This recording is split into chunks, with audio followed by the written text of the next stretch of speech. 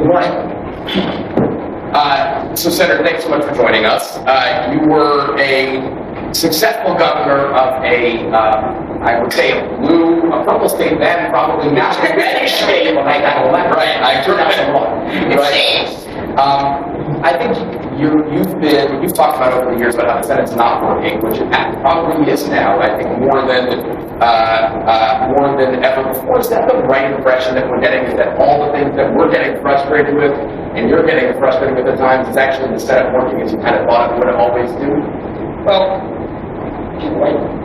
I think if we take a step back and look at how not just the Senate but the Congress responded to COVID, we may have overdone in a number of areas. There were literally 4 bills that put north of $4 trillion into the economy that all passed with more than 90 votes in the Senate. And then if you look at the American Rescue Plan, which was equally ambitious, in only one team, but it was dramatic.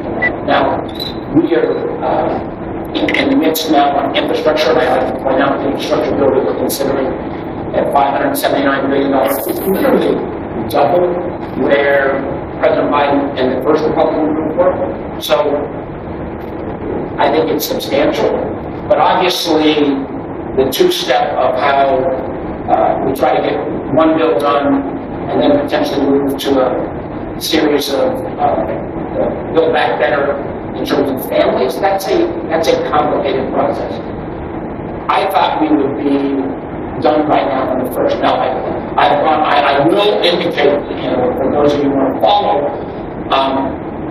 I have been demonstrating the progress. Last week I said we were this far apart, then we were this far apart. Last night we were this far apart. Are we still there? Let the record show it's, everybody's operating in good faith. In many ways, we can't do a full-on deal with 10 people in the room. So, Steve Ricchetti from the White House, Bob Goldman from the Republican side, I'm sure they were, my checking calls were literally last night about 11 o'clock. People were still in the midst of things.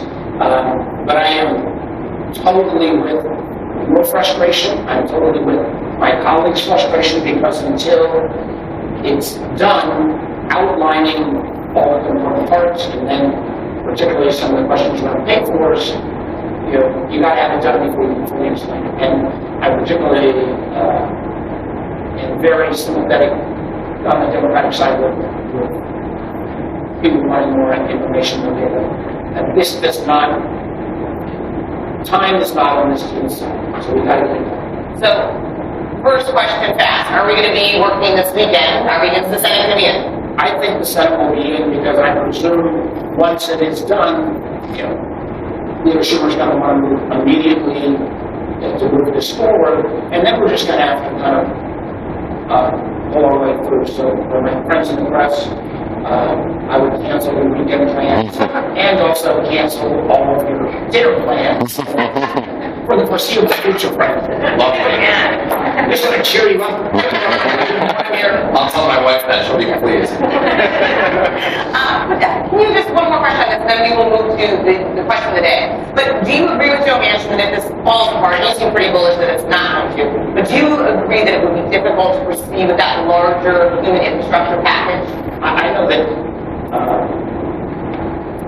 as somebody who was intimately involved in getting the budget committee or the budget Democrats to a $3.5 trillion number, that was a huge stretch for me. I can assure you I had many of the Democratic colleagues are saying, wondering why didn't we do more on this and that and the other. I can also tell you I had one of my Democratic colleagues saying, wondering how in the hell did you get to So I think we are at the high water mark, and without an infrastructure deal, everything gets exponentially harder. And again, we step back and we look at the scope and breadth.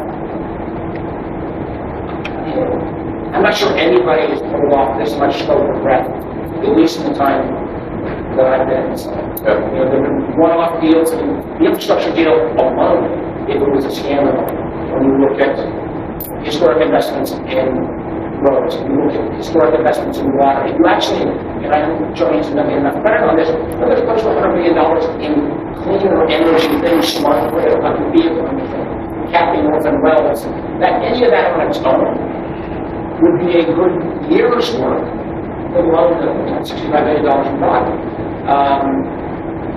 But we're in heavy times. I remember when a couple $100 billion here, they were actually real money. Yeah. Let's turn to the issue of the day.